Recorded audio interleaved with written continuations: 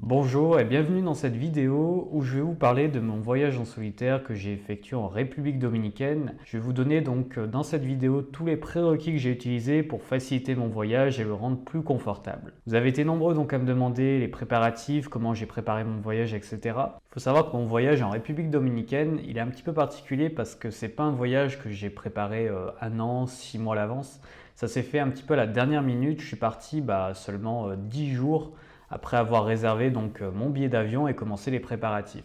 Donc j'ai eu relativement peu de temps pour m'organiser, mais grâce à différents prérequis, en vérifiant des informations, etc., j'ai pu me faciliter la vie considérablement donc durant mon voyage. Et c'est exactement de ces prérequis dont j'ai envie de vous parler dans cette vidéo.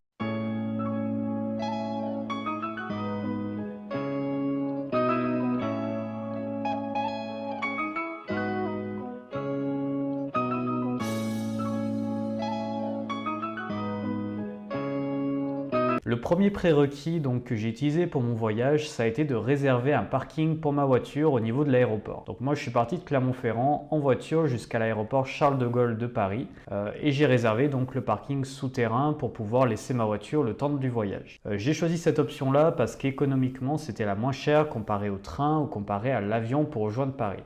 Donc j'ai choisi d'y aller en voiture, j'ai réservé donc mon parking qui m'a coûté environ 160 € de mémoire. Une fois donc ma voiture garée au niveau du parking souterrain, je me suis ensuite dirigé à l'aéroport. Donc l'aéroport pour la première fois c'est toujours un petit peu compliqué, mais il y a quelques notions clés qu'il faut que vous connaissiez, notamment l'enregistrement et les portes. Quand vous arrivez dans un aéroport pour la première fois, vous allez voir un grand écran dans le hall. Ce grand écran vous sera très utile pour trouver votre avion. Parce que dans un premier temps, il va vous donner votre numéro d'enregistrement. C'est là que vous allez donc enregistrer vos bagages, soutes, bagages à main si vous en avez. Et également figureront dessus votre numéro de porte, ce sera l'endroit où vous devrez aller pour prendre votre avion. Pour l'enregistrement c'est très simple, il suffit de regarder en face donc de l'heure de départ de votre avion en prenant la ligne de votre destination, le numéro qui apparaît dans la case enregistrement. Vous suivrez ensuite les panneaux qui vous dirigeront vers ce numéro et vous pourrez enregistrer vos bagages. Une fois vos bagages enregistrés, à ce moment-là, normalement, vous donnera votre porte. Si ce n'est pas le cas, vous retournez devant l'écran et vous aurez un numéro de porte qui va s'afficher. Pareil, en suivant les panneaux, c'est là que vous allez devoir aller et où vous pourrez prendre votre avion. Bien sûr, il y a toujours un petit délai à attendre avant de pouvoir prendre l'avion, avant d'embarquer, mais vous serez donc dans la zone d'embarquement. Donc ensuite, vous prenez l'avion. Donc moi, ce que j'ai fait, j'ai réservé donc mon siège dans l'avion. Côté hublot, ça a dû me coûter 10 € pour l'aller, 10 € le retour pour la réservation du siège. Finalement, en y réfléchissant, j'aurais dû réserver que l'aller, pas le retour. Pourquoi? Parce que l'aller, je suis parti en fin d'après-midi, donc je pouvais voir à travers le hublot les nuages, le ciel, etc. C'était assez joli. Par contre, le retour s'est fait complètement de nuit, donc voilà, j'ai rien gagné à réserver mon siège à ce moment-là. Si votre vol est de nuit, ne réservez pas votre siège, ça sert à rien. Si votre vol est de jour, vous pouvez réserver votre siège à ce moment-là. C'est un coût supplémentaire, mais voilà, c'est toujours une bonne expérience à vivre de voir le paysage à travers le hublot. Donc une fois que vous avez fait plusieurs heures de vol, vous allez donc atterrir à l'aéroport de votre pays où vous allez passer vos vacances, votre voyage. Il y a quelque chose qu'il est très important de faire et où il est important de s'en occuper quand on est en France en tout cas, c'est les transferts. Comment vous allez passer de votre aéroport jusqu'à votre hôtel. Généralement, vous pouvez le faire simplement sans vous en occuper. Vous allez vers les taxis, ceux-ci vous emmènent à votre hôtel. Mais là, vous allez payer beaucoup plus cher que si vous passez, moi je suis passé par Booking, donc par une plateforme internet où j'ai réservé mon taxi qui est venu me chercher à mon aéroport pour m'emmener à mon hôtel. À titre indicatif, j'ai payé 10 € pour 40 minutes de taxi grosso modo, donc c'était vraiment pas cher. Si j'avais pris le taxi, j'aurais payé 4-5 fois plus cher directement là-bas. Ensuite, quelque chose d'important également quand vous êtes en France, c'est de réserver une assurance voyage. Parce que vous n'êtes pas à l'abri qu'il vous arrive quelque chose, donc une hospitalisation, etc. Et dans ce cas-là, quand vous êtes dans des pays qui sont hors Europe, tels que l'Amérique du Sud, l'Amérique du Nord, si vous n'avez pas cette assurance-là, vous allez payer de votre propre poche les frais concernant les hospitalisations, etc. Donc ça peut être des montants très conséquents, 10 000, 20 000, 50 000, 100 000 € parfois. Donc pour vous préserver de ça, pour votre confort et pour réduire le stress aussi lié à ça, je vous préconise de prendre une assurance voyage pour votre voyage. Donc moi de mémoire, ça m'a coûté 30 ou 40 €. Je vous invite quand même à la prendre parce que ça rassure et c'est le principal. Ensuite, avant votre départ, moi je suis parti en pleine période Covid. donc c'était d'autant plus important de le faire, c'est de surveiller sur le site de votre aéroport s'il y a des choses qui changent au niveau de votre vol. S'il a été déplacé, s'il a été décalé, mais également si on ne vous demande pas d'autres papiers. Moi j'avais peur qu'on me demande un test PCR négatif pour partir en République dominicaine. On ne m'en demandait pas à l'époque, mais j'avais peur que vu que l'épidémie prenait de plus en plus d'envergure, qu'on m'en demande un. Donc j'ai vérifié plein de fois, quasiment tous les jours sur le site, et finalement j'ai pu partir sans test PCR. Par contre, pour rentrer en France, en m'intéressant au site de l'aéroport, on m'a demandé un test PCR à ce moment-là, donc j'ai pu m'organiser pour en faire un sur place et pouvoir de nouveau revenir en France. Donc regardez le site, c'est vraiment important, surtout si on vous demande simplement le vaccin ou le vaccin plus un test PCR. Également, c'est important de contrôler sur le site de l'aéroport les documents parce que parfois on va vous demander un visa ou un ticket. Moi, quand je suis parti en République dominicaine, on m'a demandé un ticket. Donc c'est un petit formulaire à imprimer que j'avais payé, je crois, 30 € pour pouvoir accéder à la République dominicaine. Si vous ne le prenez pas, vous risquez de vous faire contrôler. Dans ce cas-là, vous voir refuser l'entrée sur le territoire. Il y a toujours moyen de ensuite le payer là-bas une fois sur place. Mais voilà, prenez-le toujours en avance, au moins ça rassure et ça vous permet de vous décharger encore du stress. Ensuite, un autre prérequis important, c'est si comme moi vous aimez un petit peu planifier, alors sans trop planifier parce que quand on voyage en solitaire, c'est difficile de tout planifier, il y a toujours des imprévus, des aléas. Mais si vous avez quelques idées d'endroits où vous souhaitez aller, moi j'aime bien me faire une carte, donc j'imprime une carte du pays où je mets des croix aux endroits où je veux aller. Alors, c'est pas dit que je fasse tous ces endroits-là, mais ça me permet de donner une feuille de route à mon voyage et ça me permet de m'organiser plus facilement après une fois sur place. Également, en parallèle de ce travail de construction de cette carte, renseignez-vous toujours sur la culture du pays. Parce qu'il y a des choses qu'on ne fait pas en France qu'il faut faire là-bas. Ou du moins des choses qu'on ne fait pas en France qui sont mal vues là-bas si vous ne les faites pas. Techniquement, moi où j'allais, c'était une culture où on prône le pourboire. Donc c'est important de donner un pourboire aux personnes, que ce soit les taxis, que ce soit au restaurant, etc. Si vous ne le faites pas, vous êtes mal vu. En France, vous ne donnez pas de pourboire, c'est pas grave. Mais quand vous allez dans d'autres pays, alors ça peut être le cas pour les pourboires, ça peut être autre chose, mais il y a toujours une différence culturelle. Donc intéressez-vous vraiment à la culture du pays, regardez des sites internet, des blogs qui parlent de ce qu'il est important de faire là-bas, de ne pas faire aussi, afin de vous protéger de certains conflits ou de mauvaises choses qui pourraient vous arriver. Également, quand vous vous baladez dans des grandes villes, dans d'autres pays, prenez toujours une sacoche et à cette sacoche, mettez toujours un cadenas. Moi, c'est ce que je vous préconise, parce que vous n'êtes pas à l'abri qu'un pickpocket soit prenne votre portefeuille, soit essaye d'ouvrir votre portefeuille et de vous prendre votre argent. Pour vous prémuniser de ça, vous pouvez donc prendre une sacoche, vous mettez un cadenas, au moins vous êtes sûr que la personne n'essaiera pas de tenter de voler vos documents. Je ne dis pas que ça arrive tout le temps, moi ça m'est jamais arrivé, mais voilà, on ne sait jamais sur des marchés, dans des grandes villes à l'étranger, il y a des personnes qui font vraiment du trafic avec ça et qui essayent de voler vos documents, votre argent, etc. Également, quand vous vous baignez, il n'est pas forcément conseillé de laisser ses papiers sur son transat sur la plage si vous êtes au bord d'une plage. Moi ce que je vous préconise, j'en ai acheté 2. C'est des sacs étanches où vous pouvez mettre vos documents, passeport, clé de l'hôtel si vous avez un hôtel, si c'est un badge, votre badge. C'est très pratique parce que vous pouvez aller nager avec votre sacoche et au moins vous êtes sûr que vos papiers, vos clés, votre badge sont en sécurité. Également, un autre prérequis très important, c'est la devise du pays. Dans des pays très reculés dans le monde, on ne paye pas en dollars, on ne paye pas en euros, on paye souvent dans la monnaie locale, donc il est important de vous renseigner également sur ça. Alors, ça peut arriver que dans certains pays, ils acceptent les dollars ou les euros. Dans ce cas-là, tant mieux.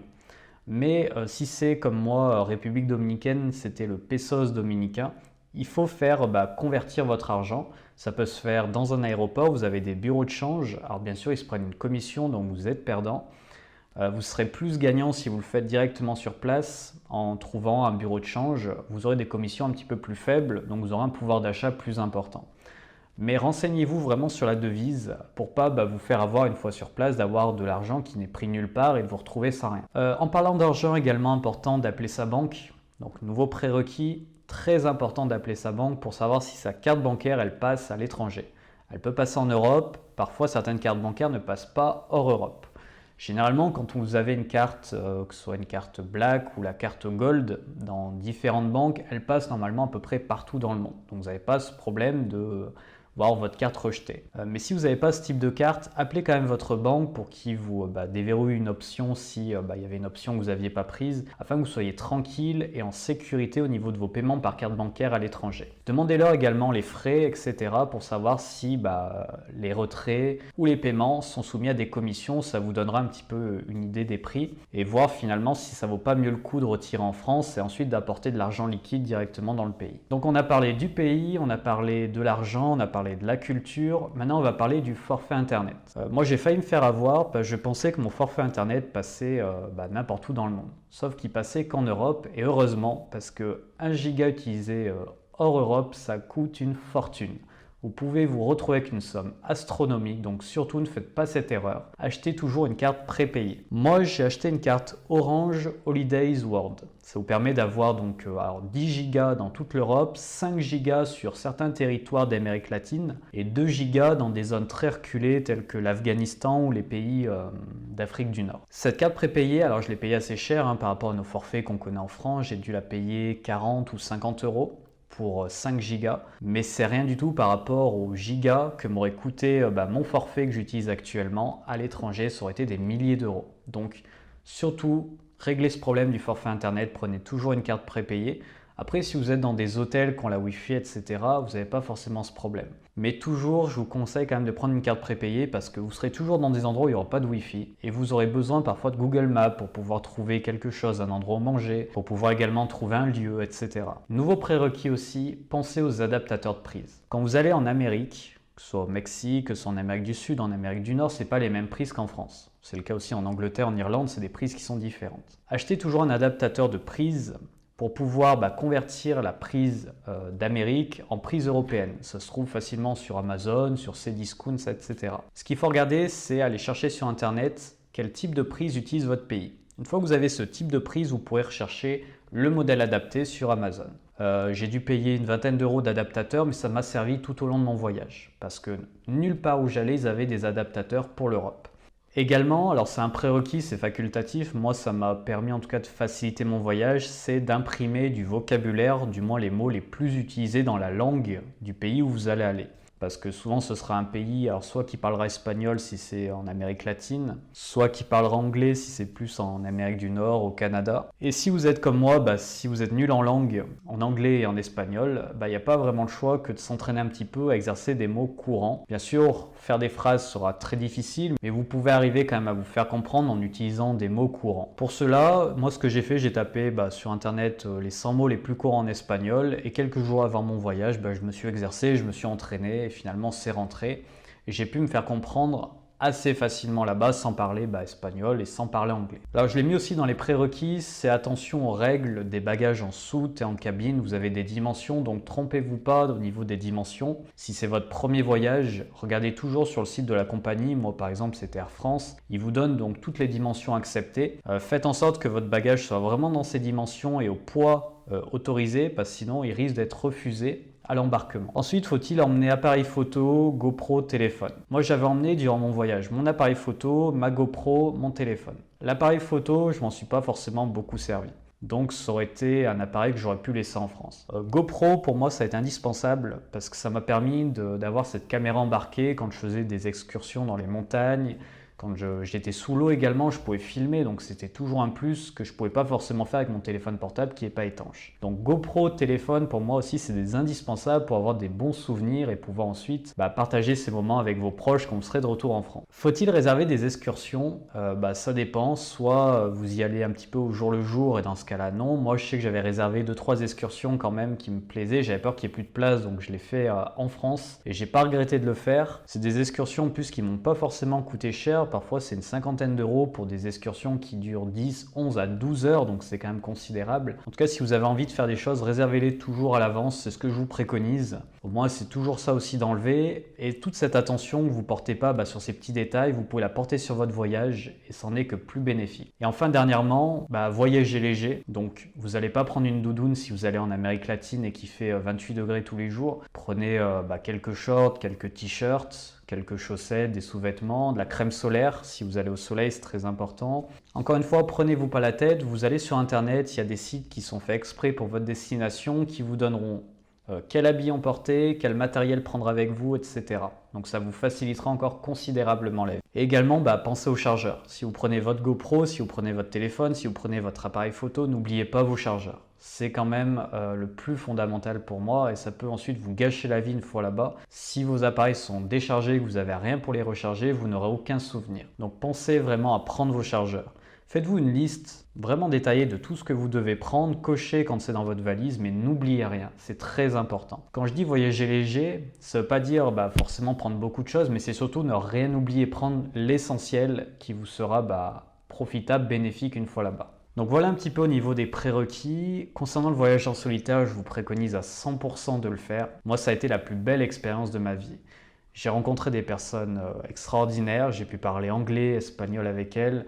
On a passé des moments vraiment à rigoler en dehors du contexte actuel qu'il y avait en France. Également, concernant le voyage en solitaire, je vous conseille absolument de le faire. Pourquoi? Parce que vous allez apprendre des choses sur vous-même. Vous allez vous surpasser. Et quand on se surpasse, qu'on sort de sa zone de confort, on approfondit, on enrichit sa confiance en soi. Moi, quand je suis revenu en France, et je le sens encore aujourd'hui, je suis plus le même aujourd'hui. Je fais des choses qu'autrefois je n'osais pas forcément faire, je le fais facilement. Parce que je me suis tellement surpassé là-bas que quand je suis revenu en France, tout me paraît désormais si facile. Et c'est ça qui est merveilleux, c'est que tout ce qui était inconfortable avant devient confortable une fois que vous avez franchi les barrières de votre zone de confort. Ce voyage en solitaire m'a également permis de découvrir une nouvelle culture, de découvrir de nouveaux paysages, des personnes vraiment extraordinaires que j'ai eu la chance de rencontrer dans des excursions, quand j'allais faire les magasins, quand j'allais un petit peu à la découverte également des villes, etc.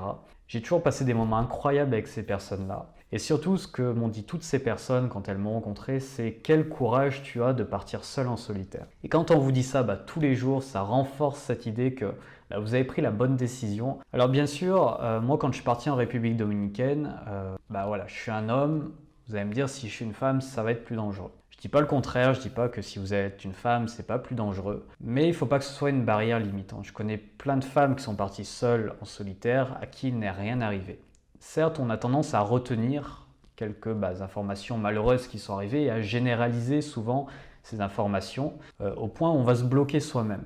Sauf qu'il faut sortir de ce cadre-là. Si vous avez envie de le faire, faites-le. Que vous soyez un homme, que vous soyez une femme, ne mettez pas le sexe comme barrière. Ce n'est pas parce que vous êtes une femme que vous allez automatiquement vous faire agresser. Forcément, peut-être que vous allez vous faire aborder là-bas, mais à vous de vous faire comprendre, de vous affirmer et de dire non une fois sur place. Après, vérifiez toujours le pays où vous allez. Alors moi je ne savais pas, mais République dominicaine, c'est un pays classé rouge concernant les agressions. En plus des agressions, il y a également du trafic de drogue, c'est principalement pour ça que ce pays est classé rouge. Pas forcément d'ailleurs pour les agressions, mais plus par rapport au trafic de drogue. D'ailleurs, quand vous rentrez en France, vous êtes vraiment fouillé pour voir si vous ramenez pas de la drogue, notamment par les chiens, par des vigiles, etc.